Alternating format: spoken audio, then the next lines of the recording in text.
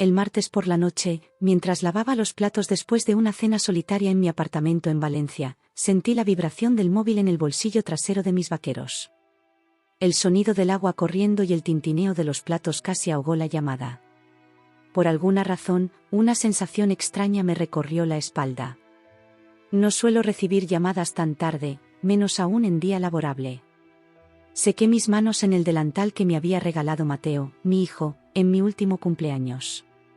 La mejor madre del mundo, decía bordado con letras azules sobre el fondo blanco. Sonreí brevemente al recordarlo mientras sacaba el teléfono. La sonrisa se congeló en mi rostro al ver un número desconocido con el prefijo del Hospital La Fe. Mi corazón dio un vuelco. «Diga», contesté, notando que mi voz sonaba más aguda de lo normal. «¿Hablo con Carmen Rodríguez, madre de Mateo Álvarez?», preguntó una voz femenina, profesional pero con un deje de gravedad que solo intensificó mi preocupación. «Sí, soy yo». «¿Qué ha pasado?». Las palabras salían entrecortadas mientras me apoyaba contra la encimera de la cocina. «Señora Rodríguez, soy la doctora Lucía Mendoza del Hospital La Fe. Su hijo ha sufrido un grave accidente de moto en la avenida Blasco Ibáñez. Está estable pero en estado crítico. Necesitamos que venga lo antes posible». El mundo pareció detenerse.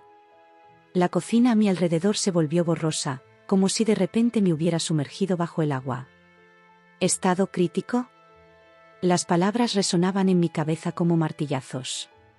¿Qué tan grave es? Logré articular mientras buscaba frenéticamente las llaves del coche en el bolso que había dejado sobre la mesa del comedor. Un breve silencio. Luego, su hijo ha sufrido un traumatismo cráneoencefálico severo. Está en coma, y no sabemos si despertará. Los próximos días serán cruciales. Las llaves se me cayeron de las manos, rebotando contra el suelo de baldosas con un sonido metálico que retumbó en la cocina súbitamente silenciosa. Mis piernas flaquearon y tuve que sujetarme al borde de la mesa para no caer. «Voy para allá», dije, sin reconocer mi propia voz. No recuerdo haber bajado las escaleras del edificio.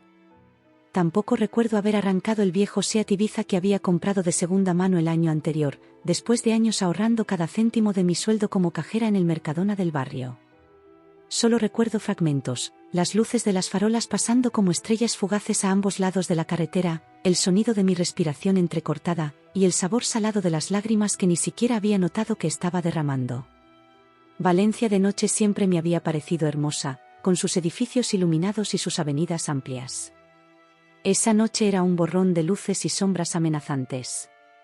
Cada semáforo en rojo era una agonía, cada desvío una tortura. «Por favor, Dios, que esté bien. Por favor», rezaba en silencio, aunque hacía años que había dejado de creer. El hospital apareció ante mí como una fortaleza iluminada y fría. Aparqué de cualquier manera, sin importarme si me multaban. Corrí hacia la entrada de urgencias, donde el olor característico a desinfectante y enfermedad me golpeó como una bofetada. «Mi hijo, Mateo Álvarez, accidente de moto», dije entrecortadamente a la recepcionista, una mujer de mediana edad con gafas de montura roja que me miró con lo que interpreté como compasión. «Segundo piso, UCI». «El ascensor está a la derecha», respondió con voz suave, señalando el pasillo. El ascensor tardó una eternidad en llegar. Dentro, un anciano con bastón me sonrió amablemente, ajeno a que mi mundo se estaba desmoronando. Cuando finalmente salí al pasillo de la UCI, la doctora Mendoza me esperaba. Era más joven de lo que esperaba, con ojos oscuros y cansados que habían visto demasiado dolor. «Señora Rodríguez, por aquí». Me condujo a través de puertas dobles hacia una sala llena de máquinas pitando y personal médico moviéndose con propósito. Y allí, en la cama del fondo, estaba mi Mateo. Mi niño. Solo que ya no era un niño, sino un joven de 23 años que había terminado sus estudios de ingeniería apenas 6 meses atrás. Apenas lo reconocí. Su cara, siempre sonriente y llena de vida, estaba hinchada y cubierta de vendajes. Un tubo salía de su boca, conectado a una máquina que subía y bajaba rítmicamente, respirando por él. Cables y vías intravenosas se extendían desde su cuerpo como si fuera una marioneta macabra. «Dios mío», susurré, acercándome lentamente. ¿Puede oírme? La doctora negó suavemente. Está en coma inducido para reducir la presión en su cerebro. Las próximas 48 horas serán decisivas. Me explicó los detalles del accidente. Un coche se había saltado un semáforo, embistiendo la moto de Mateo. El casco había evitado lo peor, pero el impacto había sido brutal.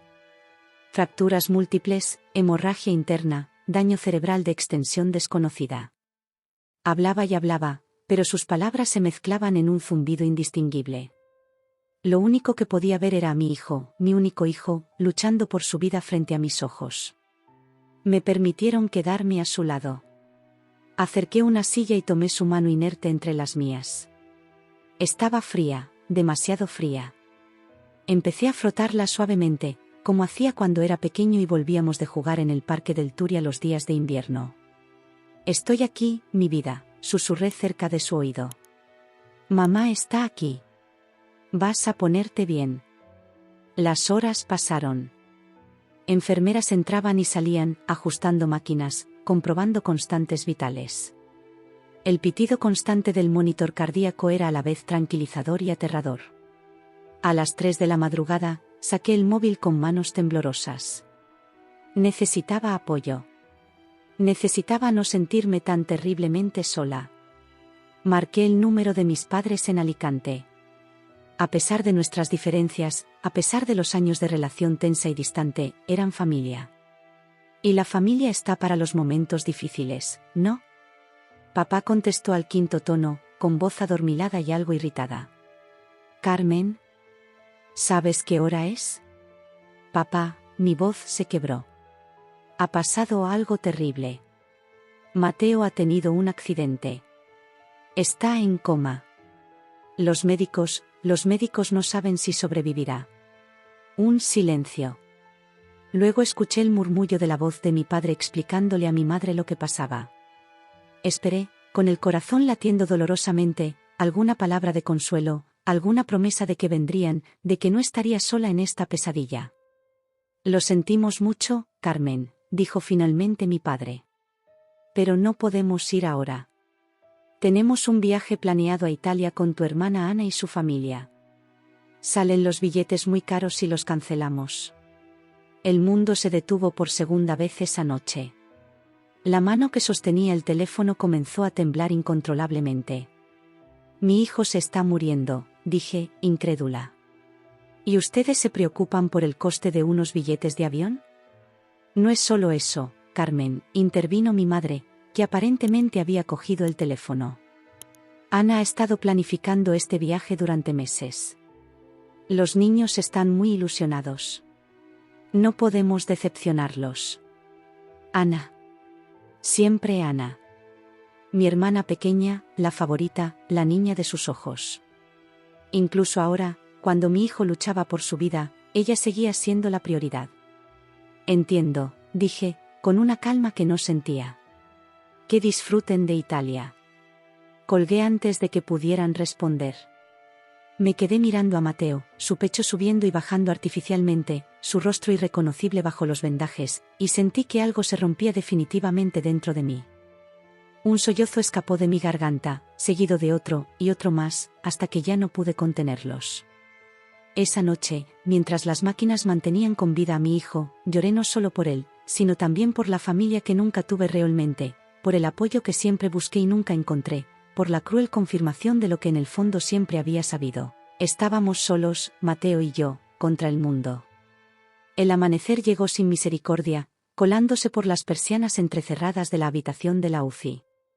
La noche había sido eterna, marcada por el incesante pitido de las máquinas y las visitas rutinarias de enfermeras que hablaban en susurros. No había dormido ni un minuto. Mis ojos ardían y tenía la boca seca, pero no me atrevía a soltar la mano de Mateo ni para ir a por un vaso de agua. Una enfermera de mediana edad con una amable sonrisa y acento andaluz entró para revisar los monitores. «Debería descansar un poco, señora», me dijo con suavidad mientras anotaba algo en la carpeta. «Hay una sala para familiares donde puede tumbarse. Yo la avisaré si hay algún cambio». Negué con la cabeza. «No puedo dejarlo solo». Me miró con compasión.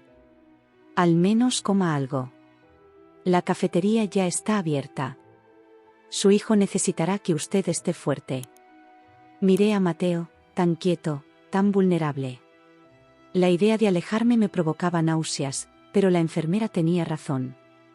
Debía mantenerme fuerte. Solo 5 minutos, accedí finalmente.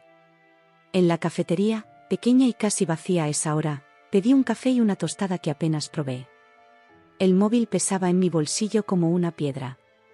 Parte de mí esperaba que mis padres hubieran recapacitado durante la noche, que hubieran decidido venir.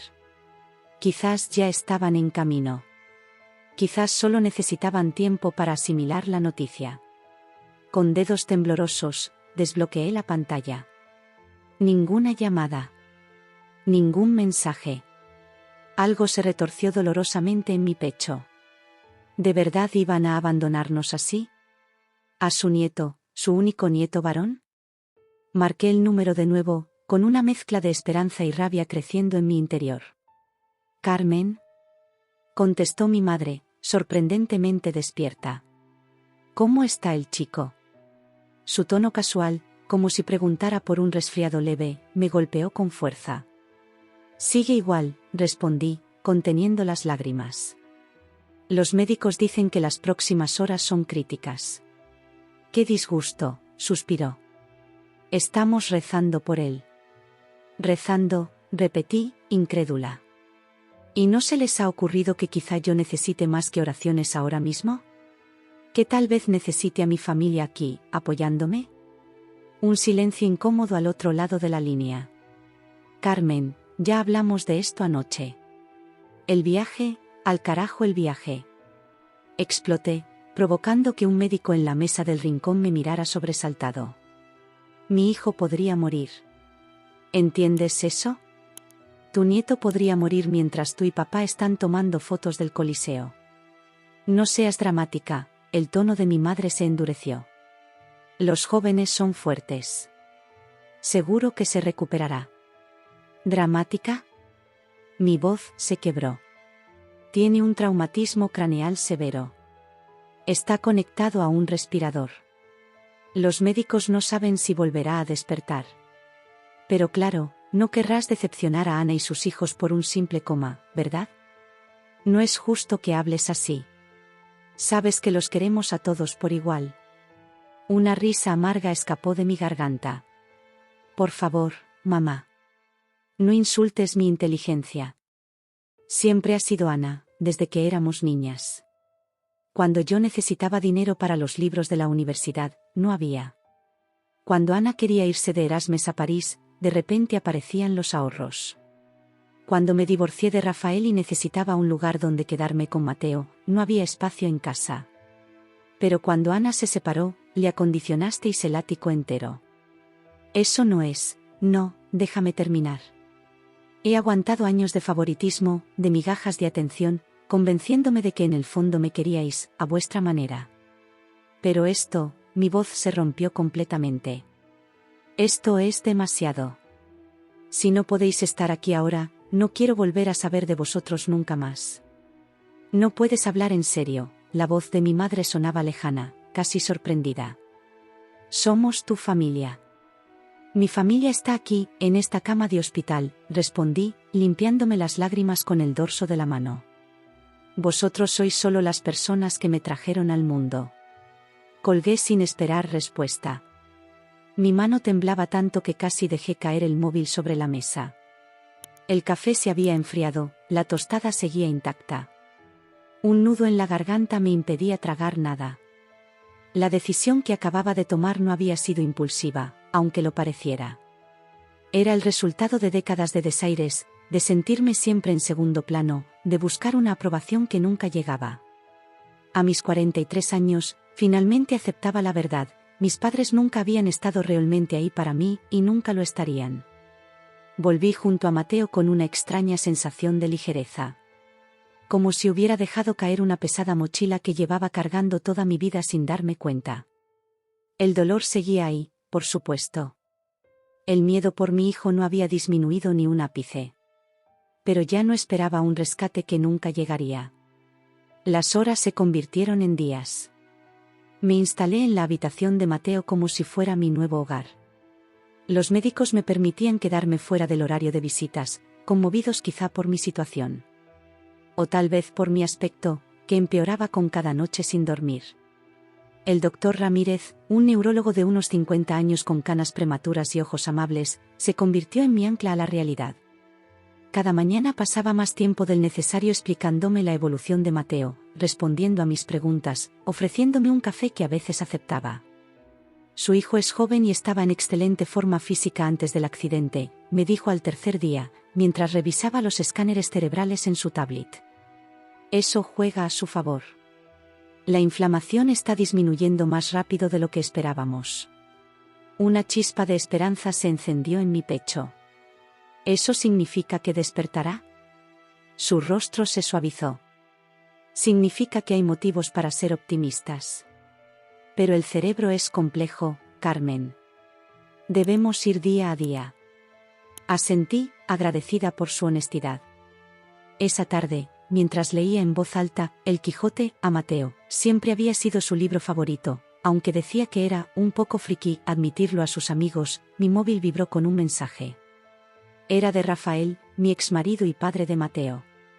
Acabo de enterarme. Estoy en el aeropuerto de Berlín esperando un vuelo. Llegaré esta noche. Aguanta, por favor. Las lágrimas nublaron mi vista. Rafael y yo nos habíamos separado cuando Mateo tenía 8 años. La ruptura había sido difícil, amarga incluso, pero con el tiempo habíamos conseguido una relación cordial por el bien de nuestro hijo. Él se había mudado a Alemania por trabajo 5 años atrás, pero seguía siendo parte activa en la vida de Mateo. A diferencia de mis padres, Rafael no había dudado ni un segundo. Estaba dejándolo todo para venir. Cuando llegó, pasada la medianoche, me encontró dormida en la incómoda butaca junto a la cama de Mateo.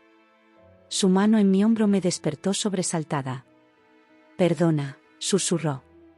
No quería asustarte. Lo miré, aún aturdida por el sueño. Estaba más delgado de lo que recordaba, con algunas canas nuevas en las sienes, pero sus ojos seguían siendo los mismos. Cálidos, honestos. Viniste, dije simplemente. Por supuesto que vine, respondió, como si fuera lo más obvio del mundo. Y para él, lo era. Se acercó a la cama y rozó suavemente la mejilla de nuestro hijo. Dios mío, Mateo. Su voz se quebró. Lo observé mientras procesaba la gravedad de la situación, mientras asimilaba los tubos, las máquinas, los vendajes. Vi cómo tragaba saliva, cómo cuadraba los hombros, cómo se preparaba para ser fuerte. Por Mateo. Por mí. Esa noche, mientras Rafael me obligaba a ir a casa a ducharme y cambiarme, prometiendo no moverse del lado de nuestro hijo, tomé una decisión definitiva. Bloqueé los números de mis padres en el móvil. Eliminé sus contactos de mis redes sociales. Borré las escasas fotos juntos que guardaba en el álbum digital. No se trataba de venganza. Era supervivencia. Necesitaba toda mi energía, toda mi fuerza para Mateo. No podía seguir gastándola en personas que solo sabían tomar, nunca dar. Al día siguiente, mientras desayunaba con Rafael en la cafetería del hospital, insistió en que comiera algo decente, no las galletas de la máquina, me miró con esa intensidad que siempre me había desarmado. Tus padres, dijo de repente. ¿Saben lo de Mateo? Asentí, concentrándome en mi café. Y no han venido, continuó. No era una pregunta. Tenían un viaje planeado, respondí, intentando que mi voz sonara neutral. A Italia. Con Ana y los niños. Rafael apretó los labios hasta formar una fina línea. Nunca le habían caído bien mis padres. Había sido testigo de demasiados desaires, demasiadas comparaciones injustas. Pero, siempre diplomático, nunca había dicho nada abiertamente. Ya, fue todo lo que dijo. Después de un momento, añadió, ¿estás bien con eso? Pensé en la pregunta. ¿Estaba bien? No, claro que no. Dolía. Dolía como el infierno saber que las personas que deberían quererte incondicionalmente te fallaban cuando más las necesitabas. Dolía confirmar lo que en el fondo siempre había sabido. Pero también había una extraña paz en la claridad. En dejar de fingir. En dejar de esperar. Lo estaré, respondí finalmente. Tengo todo lo que necesito aquí. Una semana después del accidente, la rutina hospitalaria se había convertido en mi nueva normalidad. Conocía los nombres de todas las enfermeras de la UCI, sabía qué hora exacta hacían el cambio de turno, y podía interpretar los números en los monitores casi tan bien como ellas. Rafael dividía su tiempo entre el hospital y mi apartamento, donde se había instalado en el sofá, negándose a dejarme sola en esta pesadilla. La presencia de Rafael era un ancla, un recordatorio de que no todo en mi vida habían sido relaciones fallidas y decepciones. A pesar de nuestro divorcio, seguía siendo la persona que mejor me conocía en el mundo. No necesitaba explicarle cómo me sentía, lo leía en mis silencios, en la forma en que me frotaba los ojos cuando estaba agotada, en cómo miraba fijamente por la ventana cuando la desesperación amenazaba con ahogarme. Mateo mostraba pequeñas mejorías que los médicos consideraban alentadoras. La inflamación cerebral había disminuido lo suficiente como para reducir la sedación. Ahora estaba en lo que el doctor Ramírez llamaba coma natural. Su cuerpo decidiendo por sí mismo cuándo, o si, despertaría. ¿Deberíamos hablarle más? Pregunté al doctor una tarde, mientras examinaba las pupilas de Mateo con una pequeña linterna. He leído que los pacientes en coma pueden oír. El doctor asintió. Es posible que registre sonidos, especialmente voces familiares. No sabemos exactamente qué llega a su consciencia, pero no hace daño intentarlo. Así que empezamos a hablarle constantemente. Rafael le contaba anécdotas de su trabajo en Berlín, detallándole con humor los peculiares hábitos de sus compañeros alemanes. Yo le leía sus libros favoritos, o simplemente le narraba recuerdos de su infancia, su primer día de colegio, cuando insistió en llevar su mochila de Spider-Man a pesar de que ya no estaba de moda, la vez que, con 6 años, montó un mercadillo improvisado en el portal para vender sus juguetes viejos y comprar un regalo para el Día de la Madre. Era miércoles por la tarde cuando mi móvil sonó. No reconocí el número, pero contesté de inmediato, siempre alerta ante cualquier llamada que pudiera estar relacionada con el estado de Mateo. Diga. Respondí, saliendo al pasillo para no molestar a Rafael, que se había quedado dormido en la butaca. Carmen. Soy yo. La voz de mi madre me provocó un escalofrío. No había esperado volver a oírla nunca más. ¿Cómo has conseguido este número? Te bloqueé, mi voz sonó más firme de lo que me sentía. Llamé a tu trabajo. Dije que era una emergencia, contestó, como si fuera perfectamente normal. Necesitaba saber cómo estaba Mateo. Una risa seca escapó de mi garganta. ¿Ahora te importa? ¿Después de una semana? Déjame adivinar, ya habéis vuelto de Italia. En realidad, su voz cambió, adoptando ese tono práctico que utilizaba para hablar de asuntos domésticos. Decidimos posponer el viaje. Tu padre estaba preocupado por las consecuencias legales y el chico. Me quedé helada en medio del pasillo de la UCI. ¿Las consecuencias legales? Repetí, incrédula. ¿De qué demonios estás hablando? Ya sabes, el seguro, la herencia, esas cosas, continuó, como si estuviera comentando la lista de la compra. Si el chico fallece, habría trámites. Y como abuelos, tendríamos ciertos derechos. Las piernas me fallaron. Tuve que apoyarme contra la pared para no caerme. No podía creer lo que estaba escuchando. No quería creerlo. ¿Me estás llamando para preguntar si mi hijo ha muerto y si podéis quedaros con su seguro? Cada palabra me quemaba la garganta al pronunciarla. Un breve silencio al otro lado de la línea. Luego, no lo digas así, suena horrible. Solo estamos siendo prácticos. Sabemos que debes estar pasándolo mal, y si hay alguna compensación económica, podríamos ayudarte a gestionarla. Quizás una parte podría ir para nosotros, ya que al final no fuimos de viaje por la preocupación. El mundo se detuvo. Un zumbido extraño llenó mis oídos, como si de repente me hubiera sumergido bajo el agua. La sangre me palpitaba en las sienes con tanta fuerza que temí que me estallaría la cabeza. Mateo está vivo, dije finalmente, cada sílaba clara y afilada como cristal roto. Y aunque no lo estuviera, aunque mi hijo hubiera muerto, lo último que me importaría sería el maldito dinero. Busqué las palabras adecuadas, pero todas parecían insuficientes, sois monstruos. Carmen, estás muy nerviosa, es comprensible, el tono condescendiente de mi madre encendió una furia que no sabía que tenía dentro. Cuando te calmes, hablaremos. Solo queríamos estar preparados para lo peor, por tu bien. ¿Por mi bien? Mi voz se elevó tanto que una enfermera que pasaba me lanzó una mirada de advertencia. No os atreváis a volver a contactarme. Nunca. Si vuelvo a recibir una llamada vuestra, interpondré una orden de alejamiento. Lo digo muy en serio. Colgué sin esperar respuesta. Las manos me temblaban tanto que dejé caer el móvil. Se estrelló contra el suelo del hospital con un ruido seco. La pantalla se agrietó, formando una telaraña de líneas que parecían reflejar mi propio corazón roto. Me deslicé lentamente hacia el suelo, con la espalda contra la pared. Las lágrimas que había contenido durante días fluyeron sin control. No eran lágrimas de tristeza, sino de rabia pura, de indignación, de un dolor tan profundo que parecía físico. No sé cuánto tiempo estuve así, hecha un ovillo en el suelo del pasillo. Fue la mano de una enfermera, Pilar, la que finalmente me sacó del trance. Vamos, cielo, levántate, dijo con suavidad, ayudándome a incorporarme. No puedes derrumbarte ahora. Tu hijo te necesita fuerte.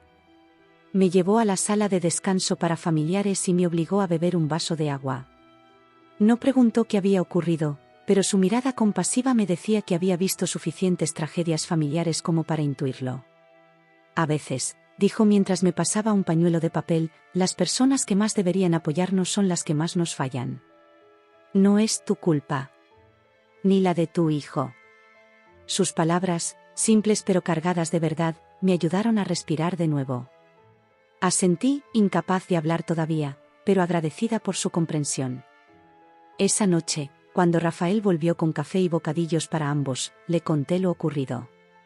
Su rostro pasó de la incredulidad a la furia, y finalmente a una resolución fría. Eso se acabó, dijo, tomando mis manos entre las suyas. No van a acercarse a ti ni a Mateo nunca más.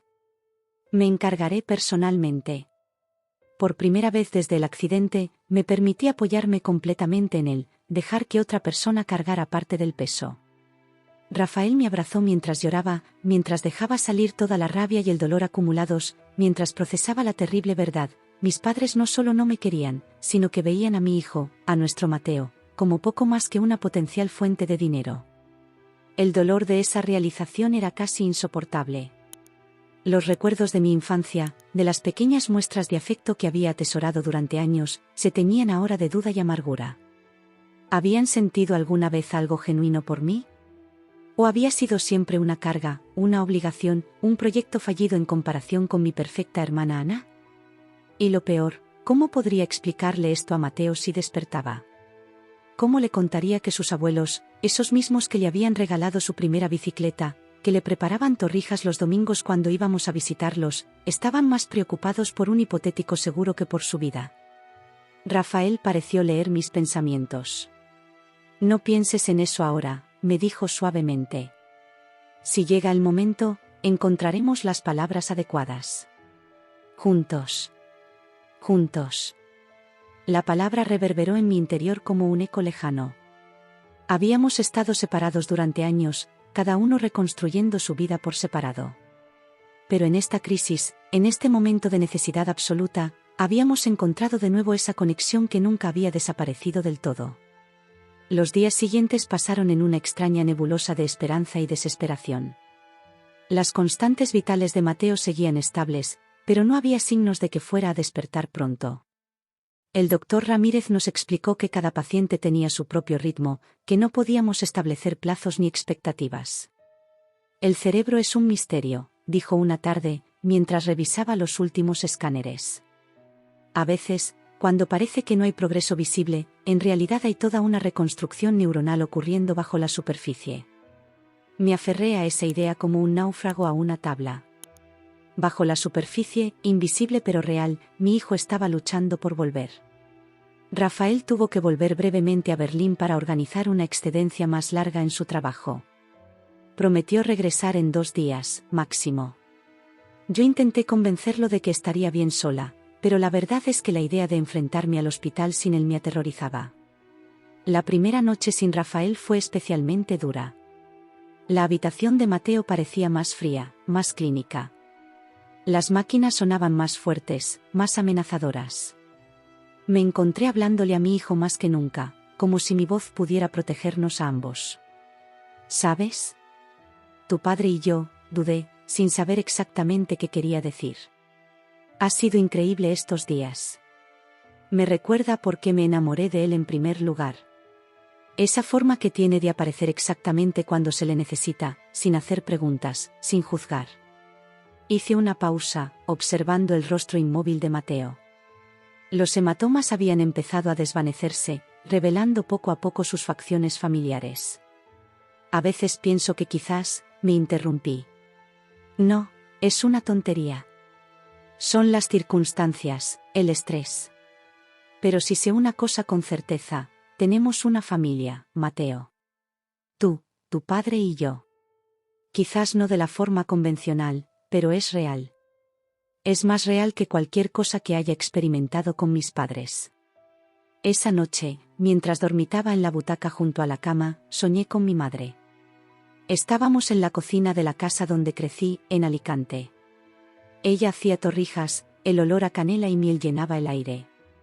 Pero cuando se giraba para ofrecerme una, su rostro se transformaba en una máscara grotesca, y las torrijas se convertían en billetes manchados de sangre. Me desperté sobresaltada, con el corazón latiendo a toda velocidad.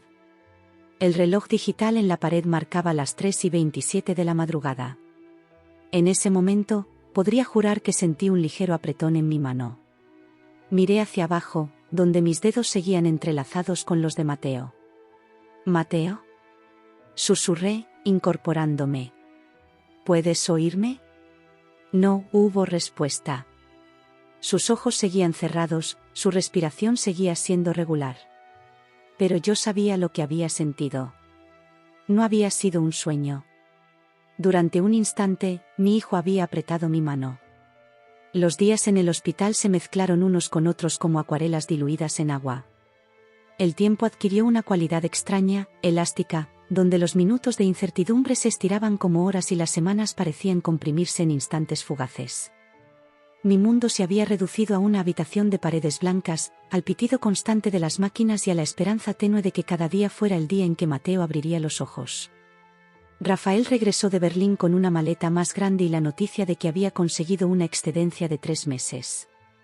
Si es necesario, renunciaré, me dijo mientras desempacaba sus cosas en mi pequeño apartamento. El trabajo puede esperar. Mateo, no. Esa certeza, esa absoluta priorización de nuestro hijo por encima de todo lo demás, me recordaba constantemente lo diferente que era de mis padres.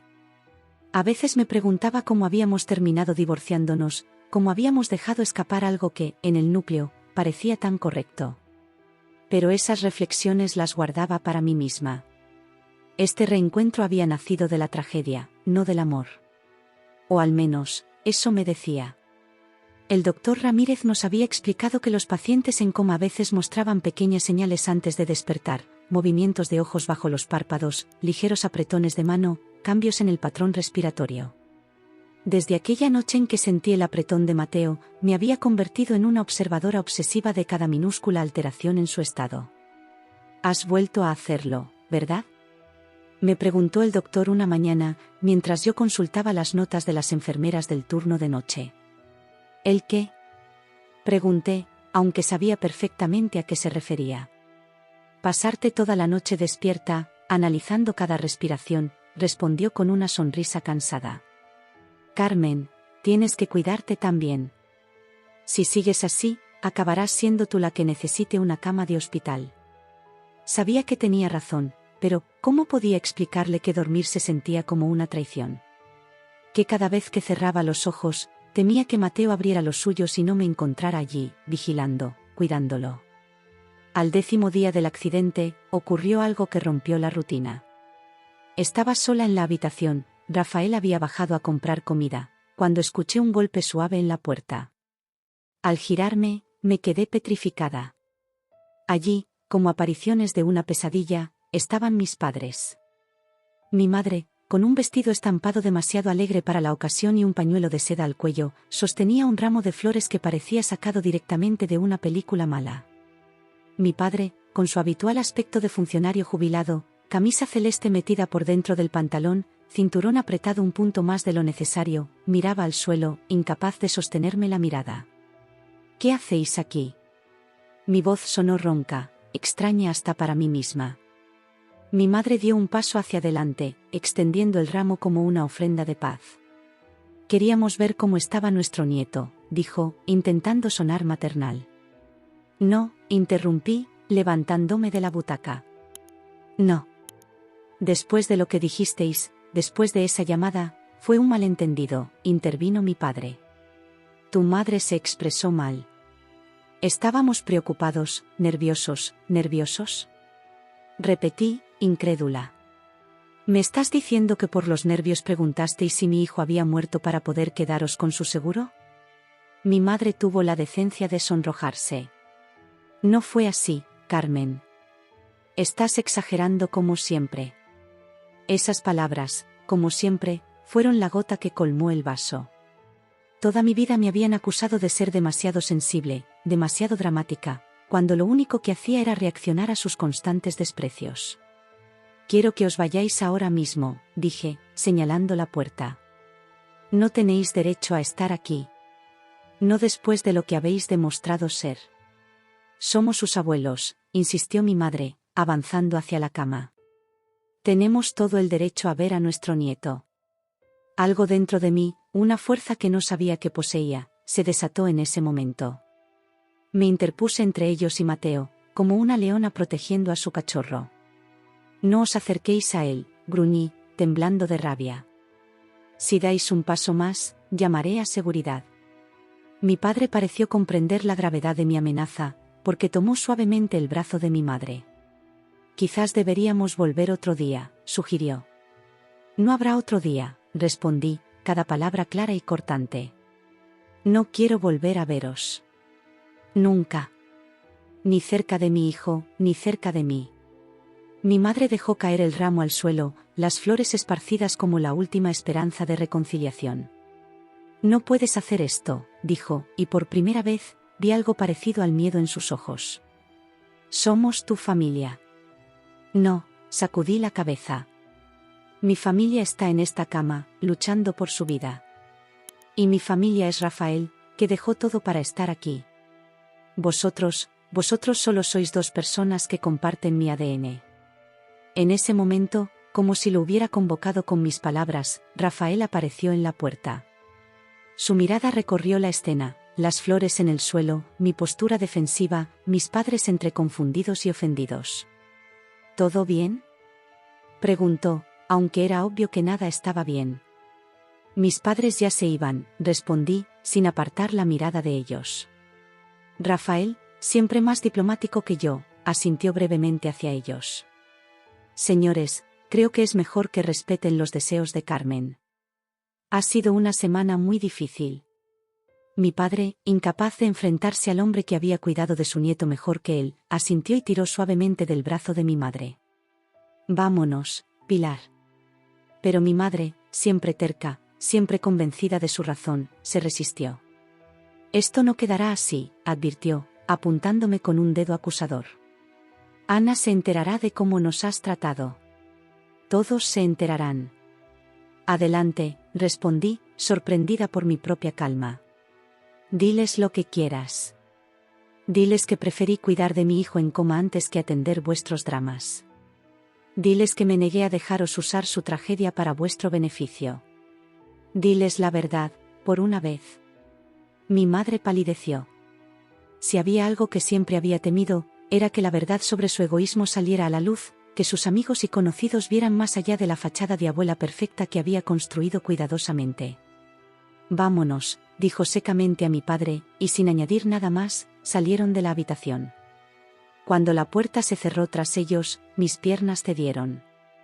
Rafael me sostuvo antes de que cayera, guiándome suavemente hacia la butaca. Me abrazó mientras sollozaba, liberando toda la tensión acumulada. Se acabó, susurró contra mi pelo. No volverán a hacerte daño.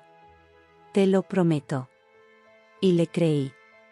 En ese momento, abrazada por el hombre que había sido mi primer amor, mientras velábamos por nuestro hijo, sentí que realmente había llegado al punto de no retorno con mis padres. Lo que había roto no se podía arreglar.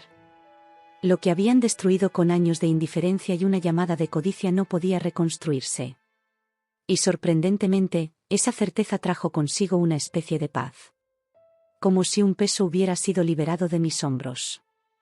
Esa noche, mientras Rafael dormitaba en el sofá de la habitación del hospital, me acerqué a la cama de Mateo. Tomé su mano entre las mías y le hablé en susurros. Siento que tengas que pasar por esto, le dije, acariciando su mejilla. Siento que, cuando despiertes, ya no tendrás abuelos.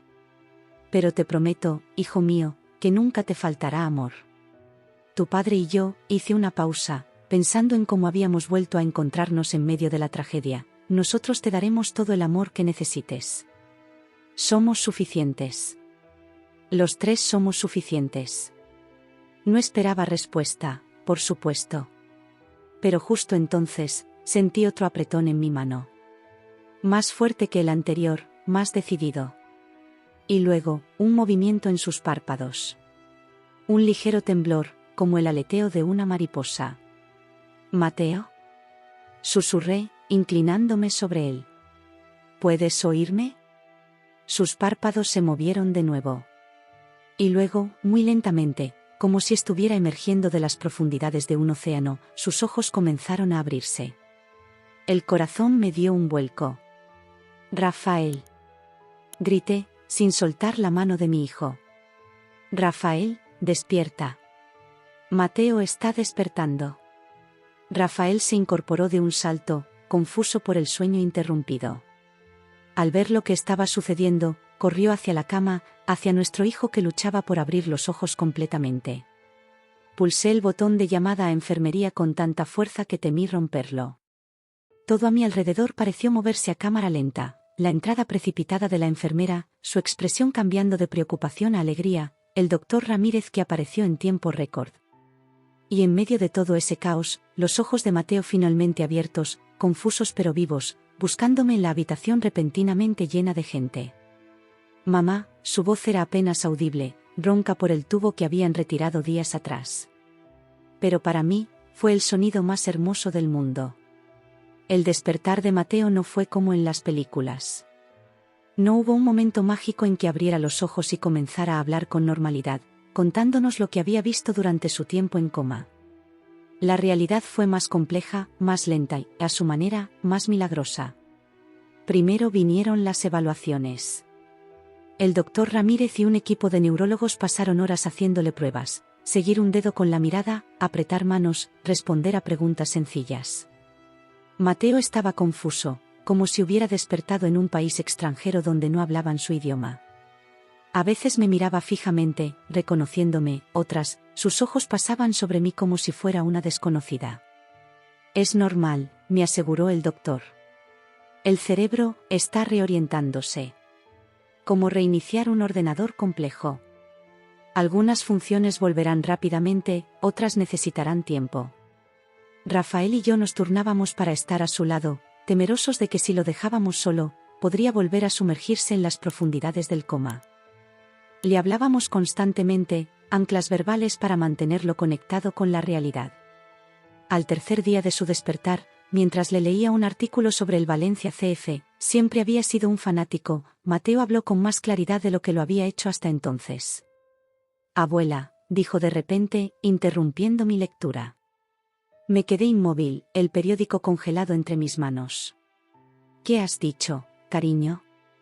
Abuela Pilar, repitió, con una voz que sonaba más a la suya. Estaba aquí. Un nudo se formó en mi garganta. No sabía si mi hijo estaba confundido o si realmente recordaba la visita de mis padres. Hace unos días, confirmé con cautela. Pero ya se fueron. Mateo frunció el ceño, como si intentara ordenar un rompecabezas en su mente. ¿Estabas enfadada? No era una pregunta. A pesar de la neblina del coma, a pesar de la confusión del despertar, había captado la esencia de lo ocurrido. Me había visto defender su cama como un territorio sagrado. Me había escuchado renunciar a mis padres por él. Sí, admití, dejando el periódico sobre la mesita. Estaba enfadada. No entré en detalles. No le conté sobre la llamada infame, ni sobre cómo habían elegido un viaje a Italia sobre él. No era el momento. Quizás nunca lo sería. Mateo asintió levemente, como si mi confirmación hubiera satisfecho algo en su confuso mundo interior. Luego, sin previo aviso, cambió de tema: tengo sed. Y así eran sus días. Momentos de claridad entremezclados con confusión. Pequeños avances seguidos de frustrantes retrocesos. Una palabra compleja seguida de minutos mirando al vacío. Los médicos nos aseguraban que cada día estaba mejor, que su recuperación era extraordinaria teniendo en cuenta la gravedad del traumatismo, pero para mí, que lo observaba con ojos de madre, cada minuto era una eternidad. Una semana después de su despertar, el doctor Ramírez convocó una reunión para discutir el alta hospitalaria. La idea de llevar a Mateo a casa me aterrorizaba. En el hospital estaba seguro, vigilado constantemente por profesionales. ¿Cómo podríamos nosotros, con nuestros conocimientos limitados, cuidar de alguien que apenas estaba reaprendiendo el mundo? Comprendo tu preocupación, me dijo el doctor cuando le expresé mis miedos. Pero Mateo ha progresado increíblemente.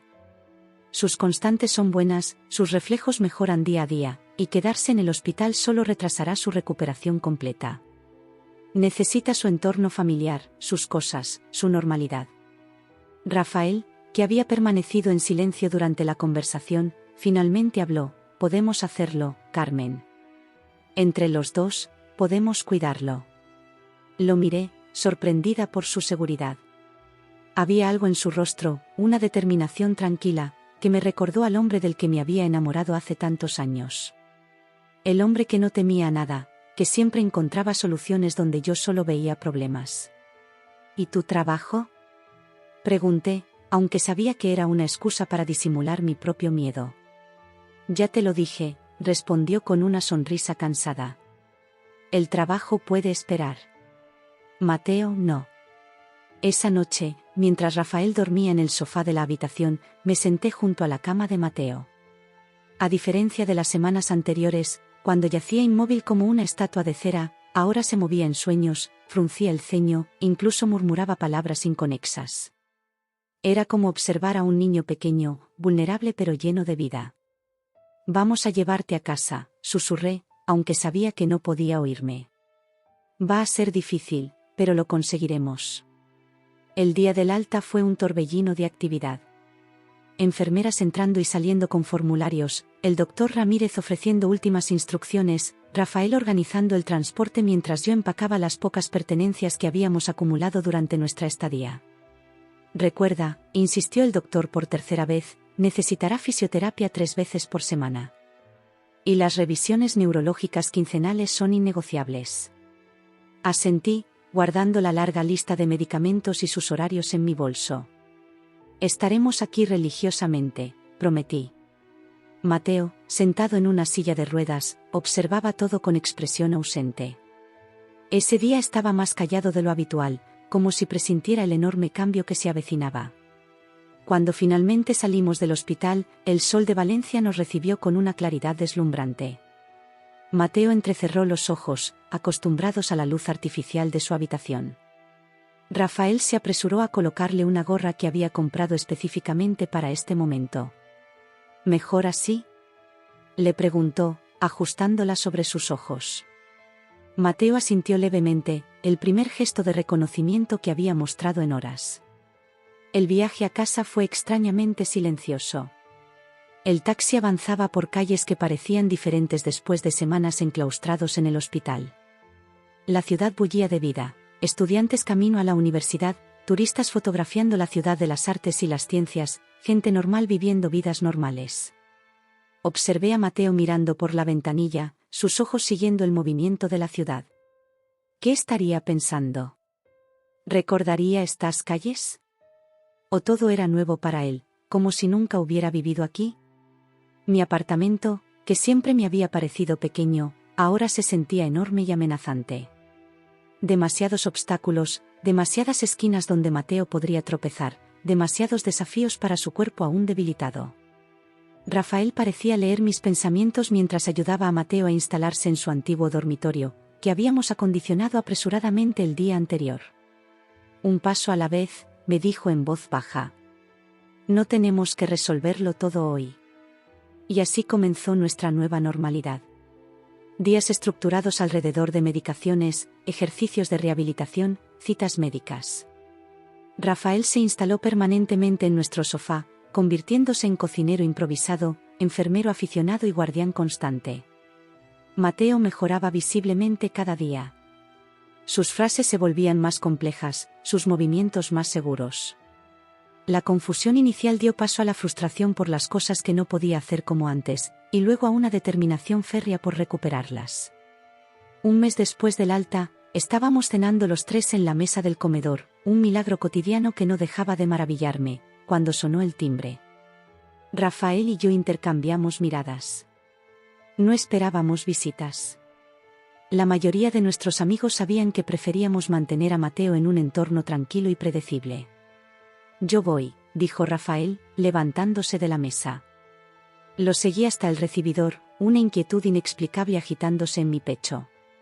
Cuando Rafael abrió la puerta, sentí que el aire se escapaba de mis pulmones. Allí, en el pasillo del edificio, estaban mis padres. Se veían diferentes a la última vez en el hospital. Más viejos, de alguna manera. Mi madre llevaba un vestido sobrio, gris, tan diferente de sus habituales estampados coloridos. Mi padre parecía haber perdido peso, su camisa colgando suelta alrededor del cuello.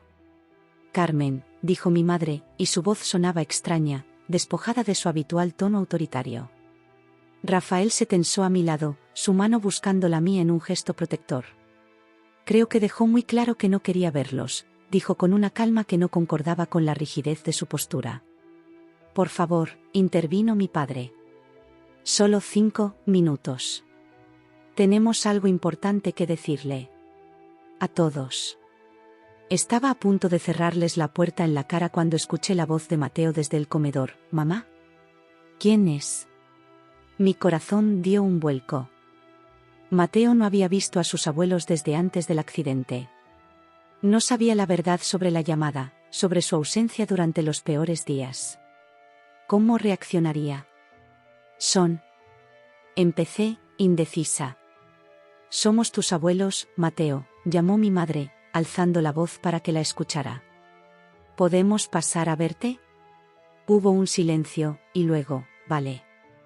Esa única palabra, pronunciada con la inocencia de quien no conoce toda la historia, fue suficiente para derrumbar mis defensas. No podía negarle esto a mi hijo. No mientras se recuperaba, no mientras cada pequeña alegría era un tesoro. Con un suspiro derrotado, me aparté para dejarles entrar. 5 minutos, advertí. Y si veo que lo alteráis, os vais inmediatamente. Entraron con pasos cautelosos, como intrusos en territorio hostil. Rafael me lanzó una mirada interrogante, pero asentí levemente. Podíamos manejar esto. Por Mateo. Cuando entramos al comedor, Mateo estaba sentado exactamente donde lo habíamos dejado, su plato de pasta a medio comer frente a él. Levantó la mirada y, para mi sorpresa, sonrió al ver a mis padres. Abuela. Abuelo, dijo, y había un reconocimiento claro en su voz. No rastro de confusión, no dudas sobre quiénes eran. Mi madre se llevó una mano a la boca, claramente emocionada. Dios mío, Mateo. Estás sentado. Comiendo, solo. Casi todo, bromeó él, señalando su plato. Todavía se me cae el tenedor a veces. Era la frase más larga y coherente que le había escuchado decir desde el accidente, y la había pronunciado para ellos. Sentí una punzada de celos irracional, de resentimiento. Todas esas horas de ejercicios de habla, todas esas noches leyéndole en voz alta para estimular su cerebro, ¿y ellos recibían esta versión articulada y sonriente de mi hijo? Mi padre se acercó con cautela a la mesa. ¿Podemos sentarnos un momento? Rafael fue quien respondió, sorprendiéndome, por supuesto. Estábamos cenando, pero ya casi habíamos terminado. Nos sentamos todos, creando un cuadro familiar tan normal y al mismo tiempo tan absurdo que casi me eché a reír. Como si las últimas semanas no hubieran ocurrido. Como si la traición no pesara entre nosotros como un cadáver en descomposición. ¿A qué habéis venido? Pregunté, sin poder contenerme más. Mi madre respiró hondo, como preparándose para algo difícil. Venimos a pedir perdón, dijo simplemente. De todas las cosas que podrían haber dicho, esta era quizás la más inesperada. En toda mi vida, jamás había escuchado a mi madre disculparse por nada. Ni siquiera por cosas pequeñas, mucho menos por algo de esta magnitud. Es tarde para eso, respondí, aunque sentí que algo se removía en mi interior. Lo sabemos, intervino mi padre. Pero teníamos que intentarlo. Por él, añadió, señalando a Mateo, que nos observaba con atención, captando mucho más de lo que dejaba ver. ¿Qué ha pasado? Preguntó Mateo de repente. ¿Por qué estáis enfadados? Un silencio tenso cayó sobre la mesa. Ninguno parecía dispuesto a explicarle la verdad, a arruinar el milagro de su recuperación con la fealdad de lo ocurrido. Fue Rafael quien finalmente habló, con una gentileza que me sorprendió. Ha habido algunos desacuerdos, Mateo. Cosas de adultos. Pero no tienes que preocuparte por eso ahora. Mateo frunció el ceño, claramente insatisfecho con esa explicación. No soy un niño, protestó, y por un instante, vislumbré al joven independiente que era antes del accidente. No, no lo eres, coincidió mi madre, y sus ojos brillaban con lágrimas contenidas. Y mereces saber la verdad. Hicimos algo terrible, Mateo. Algo que tu madre tiene todo el derecho a no perdonarnos nunca. La miré, atónita. ¿Era esta realmente mi madre, la mujer que jamás admitía sus errores? Durante tu accidente, cuando estabas dormido, continuó, eligiendo cuidadosamente sus palabras, no estuvimos ahí para tu madre. Ni para ti. Preferimos otras cosas, cosas que ahora veo que no importaban en absoluto. Mi padre asintió, su rostro contrito. Y luego, hicimos algo aún peor. Algo vergonzoso. Les miré, boquiabierta. Nunca, en toda mi vida, los había visto así. Tan humanos. Tan falibles. Mateo, dijo mi madre, dirigiéndose directamente a él. Sé que no tenemos derecho a pedirte esto, pero, ¿crees que podrías darnos una segunda oportunidad? ¿Permitirnos ser parte de tu recuperación? Todos los ojos se volvieron hacia mi hijo, cuyo rostro reflejaba una concentración intensa. Estaba procesando, evaluando, más consciente de lo que cualquiera de nosotros había creído. Si mamá está de acuerdo, dijo finalmente, volviéndose hacia mí. Solo si mamá está de acuerdo. Y en ese momento, con todos los ojos fijos en mí, me enfrenté a la decisión más difícil de mi vida. El tiempo pareció detenerse en mi comedor. El leve murmullo del ventilador de techo y el sonido distante del tráfico en la avenida eran lo único que rompía el silencio expectante. 4 pares de ojos me miraban, esperando una respuesta que definiría el futuro de nuestra familia, fuera lo que fuera que eso significase ahora. Miré a mi hijo, cuyo rostro todavía mostraba las marcas del accidente que casi lo mata. Más delgado, con la piel pálida por las semanas sin sol, pero con una luz en sus ojos que había temido no volver a ver nunca. Había luchado tanto para regresar a nosotros. Y ahora me pedía, a su manera, que yo también dejara ir algo. Luego miré a mis padres. Su arrepentimiento parecía genuino. Mi madre, siempre orgullosa, siempre impecable, tenía el rímel corrido por las lágrimas. Mi padre, tan reservado normalmente, temblaba visiblemente, su mano aferrándose al borde de la mesa como si temiera caerse sin ese apoyo. Finalmente, miré a Rafael, buscando, ¿qué? ¿Aprobación? ¿Consejo? ¿Un motivo para mantenerme firme? Sus ojos me devolvieron una mirada serena, sin juzgar. Su leve asentimiento me decía que, fuera cual fuera mi decisión, él me apoyaría. Respiré hondo, cerrando los ojos un momento para ordenar mis pensamientos. La rabia seguía ahí, el dolor de la traición era real. Pero también era consciente de que mis padres ya no eran jóvenes. Que Mateo había estado a punto de morir. Que el tiempo, ese recurso que damos por sentado, era en realidad el bien más precioso. No será fácil, dije finalmente, abriendo los ojos. No puedo olvidar lo que pasó. No puedo fingir que no me destrozó vuestra ausencia cuando más os necesitaba, o lo que dijisteis después. Mi madre asintió, lágrimas silenciosas recorriendo sus mejillas. Lo entendemos. Pero, continué, sorprendiéndome a mí misma con lo que estaba a punto de decir. Si Mateo quiere que estéis en su vida, no me interpondré. Una exhalación colectiva recorrió la mesa. Mi padre se hundió en su silla, como si le hubieran quitado un peso insoportable de los hombros. Mi madre cerró los ojos brevemente, en un gesto que casi parecía una oración. Eso sí, añadí, y mi voz adquirió un filo que no intenté disimular, será bajo mis condiciones. Vendréis cuando yo diga, os iréis cuando yo diga. Y al primer comentario hiriente, a la primera insinuación de que mi hermana y su familia son más importantes, o a la más mínima mención de dinero o seguros, se acabó. Para siempre. Por supuesto, asintió mi padre inmediatamente. Como tú digas, Carmen. Mateo, que había seguido la conversación con una intensidad impropia de alguien con daño cerebral reciente, extendió su mano sobre la mesa y cubrió la mía. Gracias, mamá, dijo, con una sabiduría en sus ojos que me recordó, dolorosamente, que el accidente no solo había dañado su cuerpo, sino que también lo había obligado a madurar de golpe. Rafael se levantó, rompiendo la tensión del momento. Creo que todos podríamos usar un café, dijo, dirigiéndose a la cocina. O algo más fuerte, quizás. Mi padre se apresuró a seguirlo, ofreciéndose a ayudar, dejándonos a mi madre, a Mateo y a mí en un silencio incómodo. ¿Cómo te encuentras hoy?, preguntó finalmente mi madre, dirigiéndose a Mateo con una cautela que nunca antes había mostrado con él. Mejor, respondió, encogiéndose levemente de hombros. La fisio duele, pero funciona. Ya puedo subir escaleras. Y ayer me duché solo. Una sonrisa de orgullo iluminó su rostro al mencionar este último logro, aparentemente insignificante para cualquiera que no entendiera lo difícil que era recuperar estas pequeñas independencias. Eso es maravilloso, dijo mi madre, y parecía sinceramente impresionada. Carmen ha sido increíble, añadió, mirándome con admiración. Y papá también.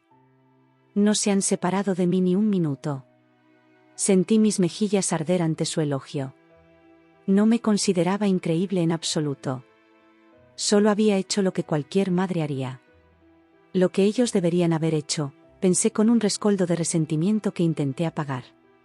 Tienen mucho mérito, acordó mi madre, y por primera vez en mi vida adulta, sentí que realmente estaba reconociendo algo positivo en mí, sin comparaciones implícitas con mi hermana.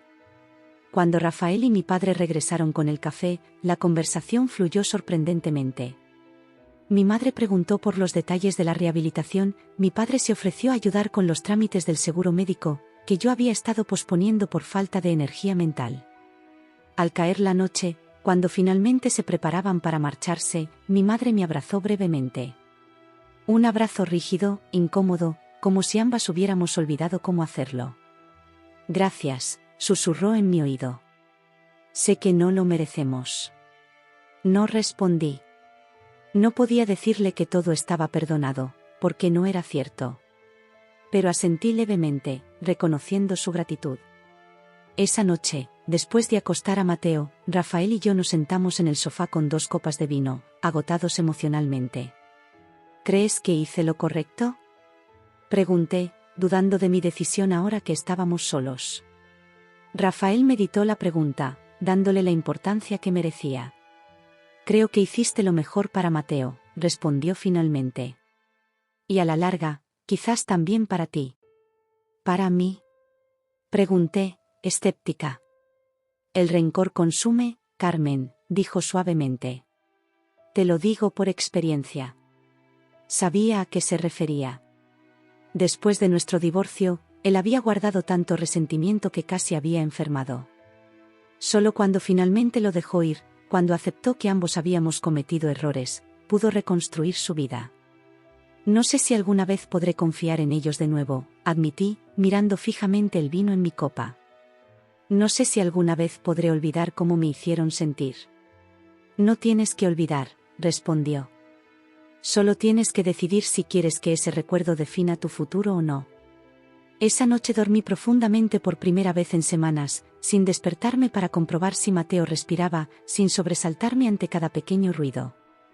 Los días siguientes establecieron un nuevo patrón. Mis padres llamaban antes de venir, siempre respetuosos con los horarios que yo marcaba.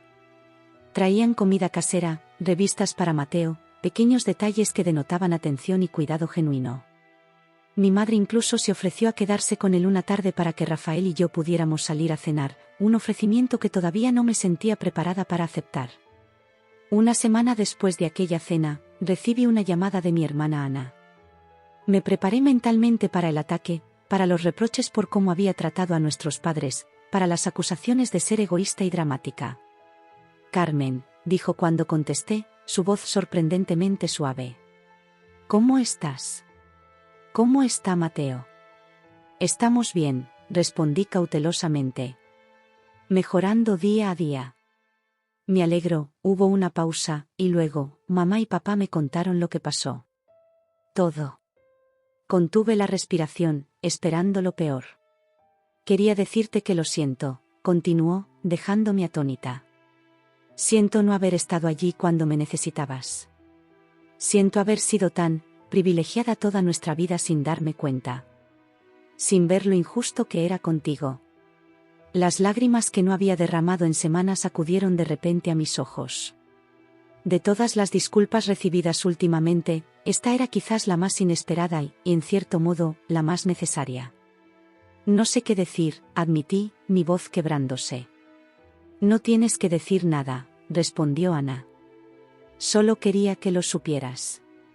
Y también que, si me lo permites, me gustaría visitaros pronto. Traer a los niños.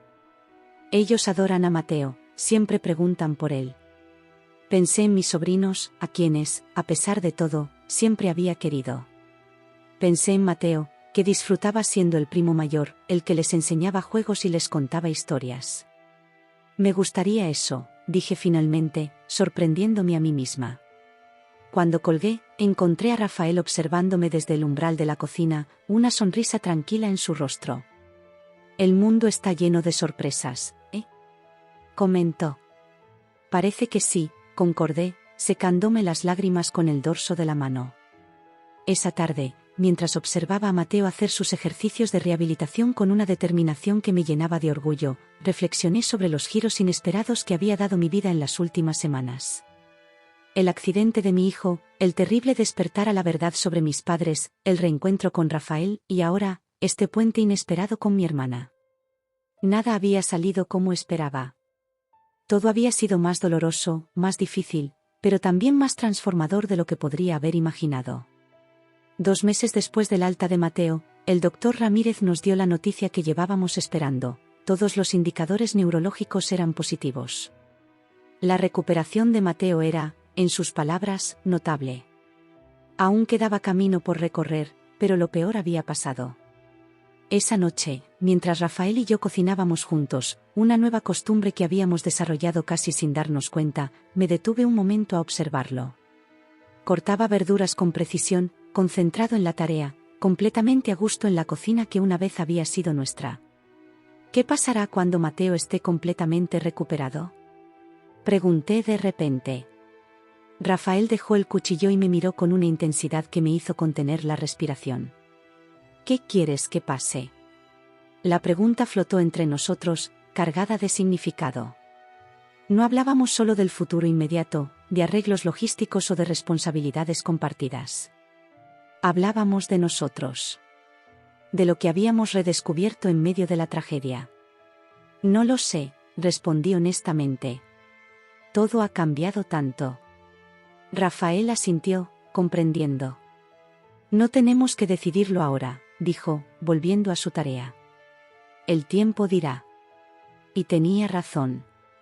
El tiempo diría.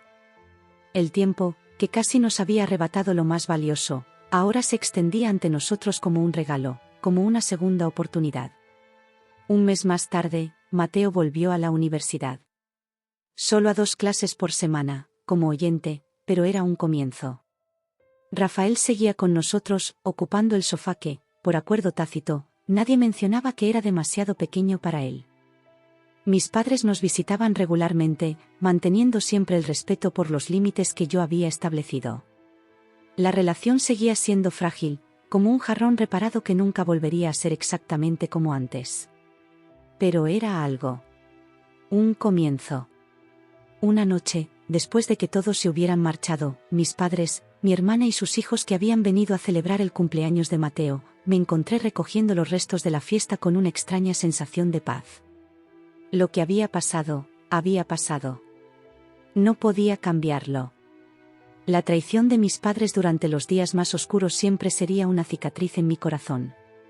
Pero quizás, solo quizás, esa cicatriz podía ser una señal de lo que habíamos superado, no solo de lo que habíamos perdido. Mientras guardaba el último trozo de tarta en la nevera, sentí los brazos de Rafael rodearme por detrás, su barbilla apoyándose suavemente en mi hombro.